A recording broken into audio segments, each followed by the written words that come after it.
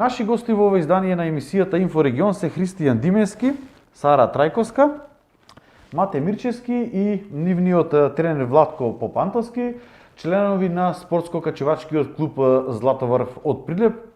А поводот за гостувањето во оваа емисија е тоа што тие се државни прваци на Македонија во своите категории, и тоа Христијан и Сара во категоријата Б, а додека Мате во категоријата С. Инаку воедно да кажеме дека се тие единствени категории во Македонија. За жал категоријата А ја немаме ниту во машка, ниту во женска конкуренција, но пред се добре дојдовте дечки во ова издание на емисијата Инфорегион. Добре дојдовте. Разговорот ќе го започнеме со Христијан и со Сара.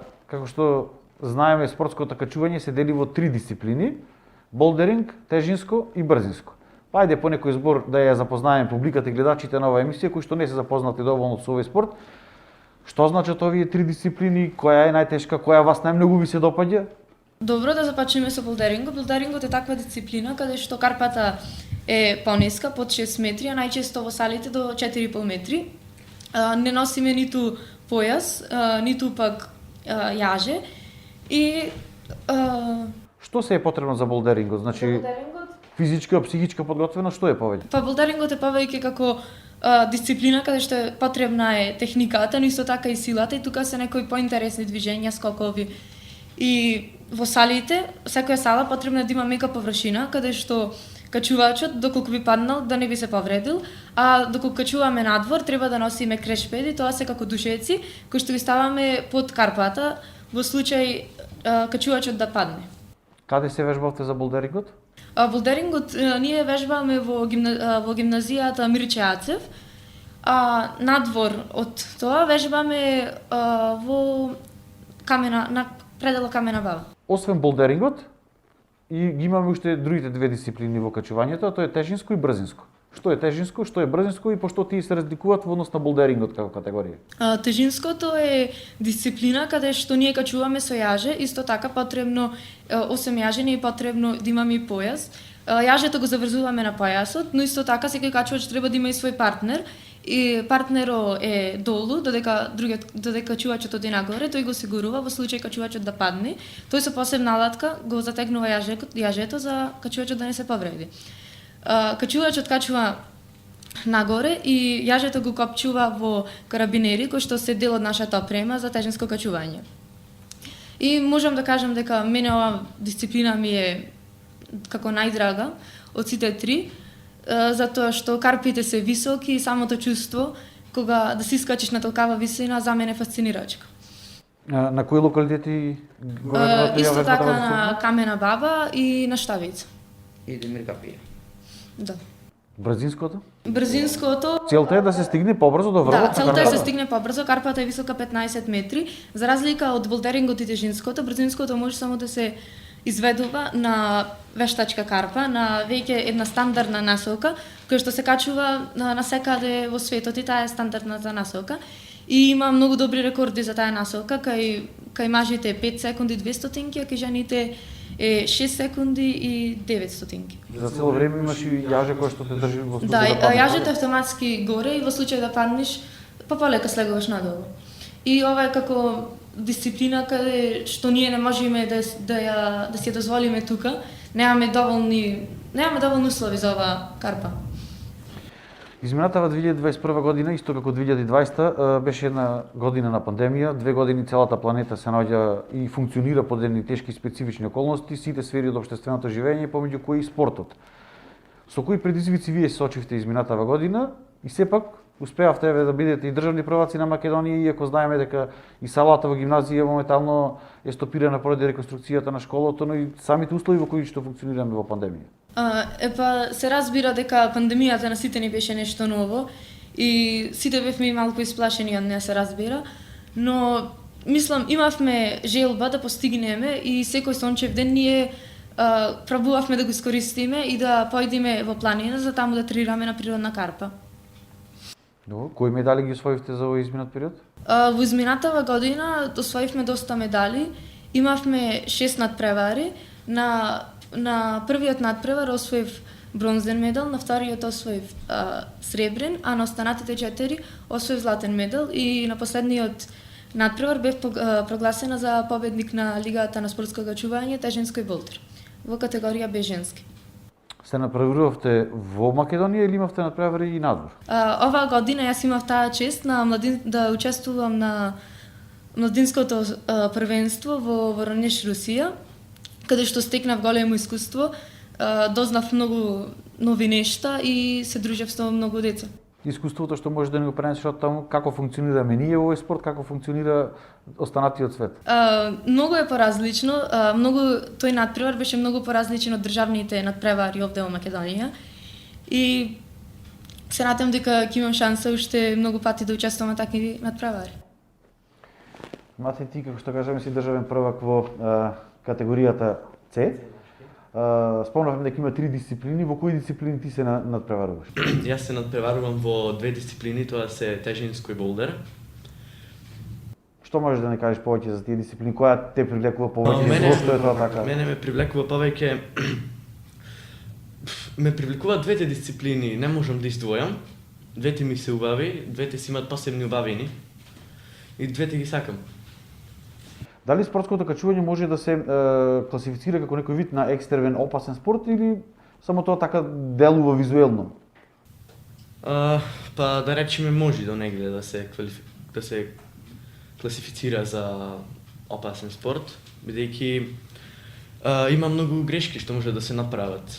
Колку часови денот тренирате неделно, месечно? Колку се потребни тренинзи за да се стигне до едно ниво да можеш без опрема, што кажеме во болдерингот, да се искачуваш во останатите дисциплини со јажи и така натаму? Па пред пандемијата одржувавме по 4 тренинзи неделно и одевме во викенди на качување на природна карпа. Вежбате на отворено на локалитетот Баба? Да, вежбаме на отворено и пробуваме да ги искористиме сите сончеви денови што можеме.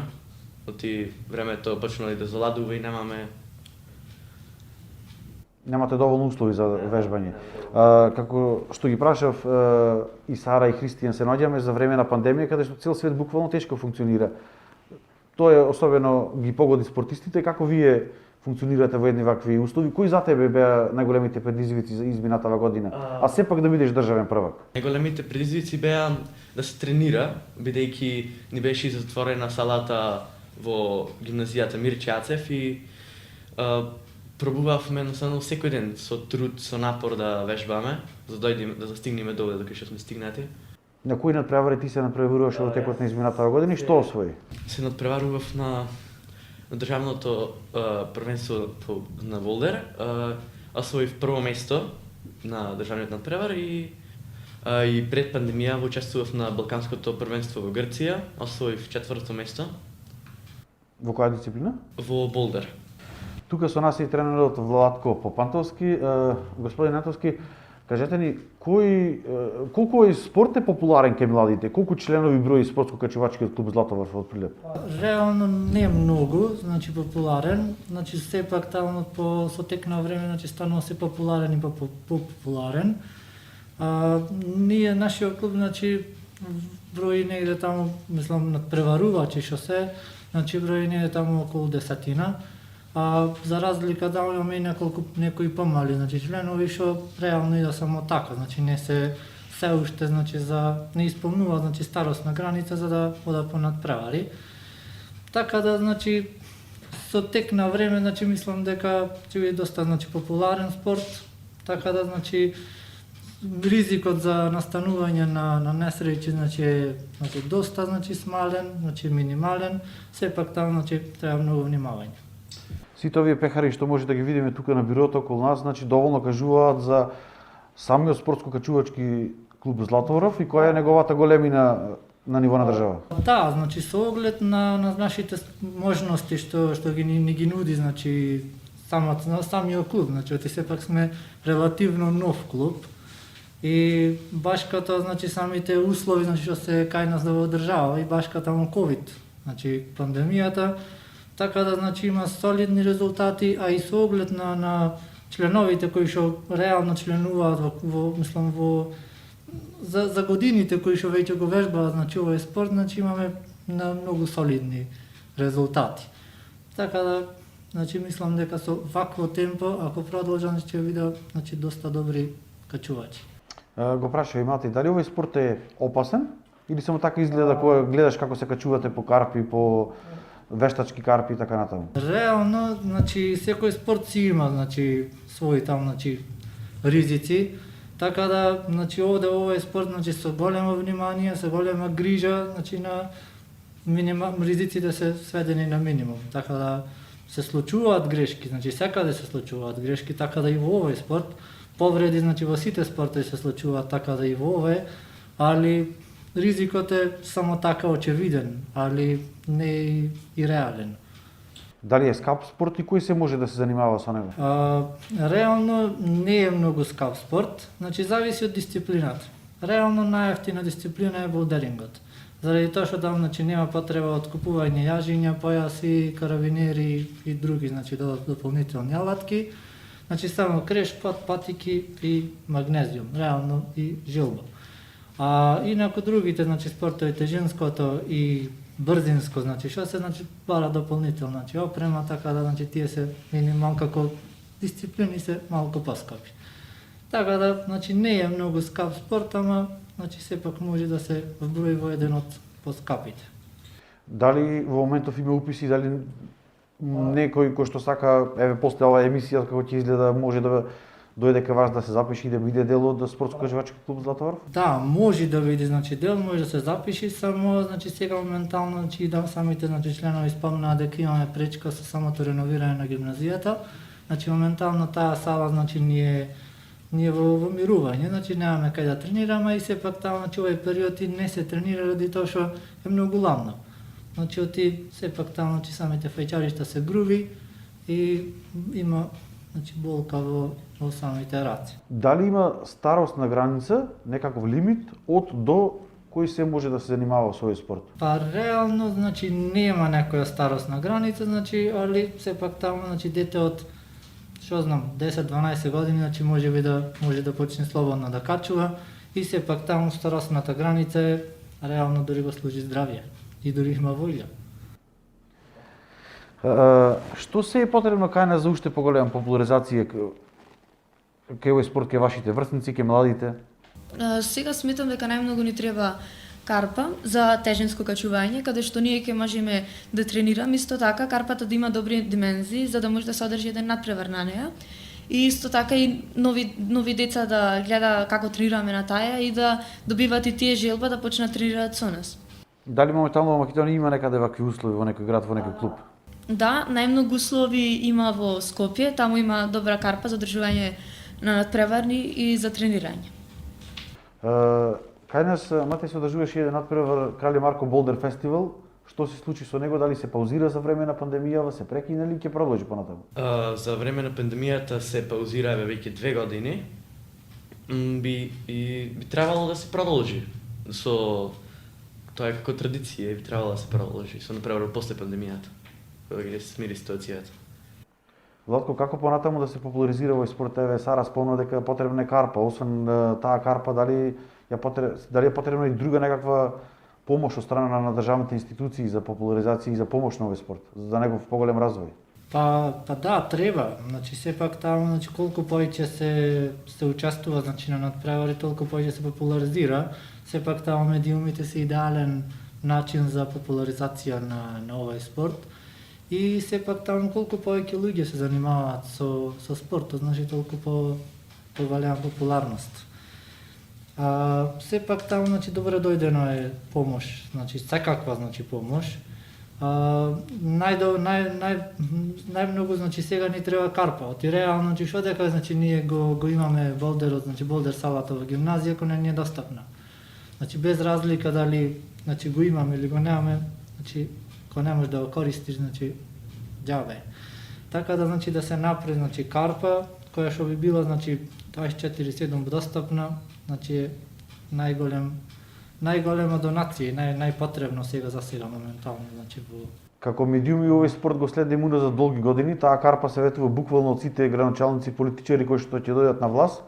Па така да се надеваме дека конечно еден ќе си го исполни своето ветување и дека конечно Прилеп ќе ја добие таа карпа, затоа што сите овие медали како што спомнавме Прилеп го заслужува тој тренинг центар. За жал така е, значи сепак само ветување до сега, али значи ако грево реално значи треба да го има нештото, значи во Прилеп барем за со оглед на тоа каков потенцијал има од природни карпи, така да значи барем треба да има една вештачка карпа за непречено да се развива овој спорт.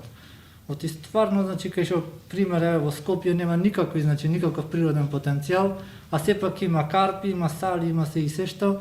Значи, гревото е, значи, овој град, значи, со таков потенцијал, значи, со толку многу, значи, природни карпи околу него, без разлика дали за болдеринг, дали за тежинско. Значи, треба да има една вештачка карпа на која што непречено би се одвивале, значи, и тренинзи, надпревари. На минатата година таква карпа се отвори во спортската сала во Крушево. Да. Па за разлика, значи во Крушево, значи има карпа, нема качувачи. Реално. Па да си ја земеме кај нас овдека, зошто му е таму? Па то така е, значи, али како и да е со оглед на околностите, ете, значи тука сме немојчни. Значи уво кажавте само ветување и реализација, значи нема. И еве за крај, каде се гледате во иднина тројцата државни прваци? Ајде, Матеј, да почнеме од тебе. Јас во иднина се гледам на Олимпијада. Сара, Христијан? Јас во иднина се гледам како качувач кој што ќе се надпреварува на многу европски светски купови првенства и се разбира како учесник на Олимписките игри. Во иднина се гледам како еден од подобрите качувачи на земјата и Ќе продолжиш да се занимаваш сигурно со овој спорт. со сигурност ќе продолжам. Тоа беа Христијан Димески, Сара Трајковска, Матеј Мирчевски и имаме уште еден државен првак од Прилеп, Цвете Јандреовски, која што за жал оваа емисија од оправдани причини не беше во можност да присуствува во ова студио.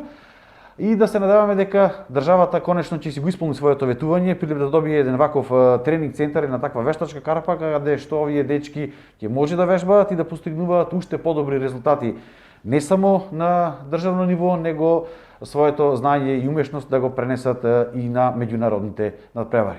Ние се гледаме во наредното издание на емисијата Инфорегион.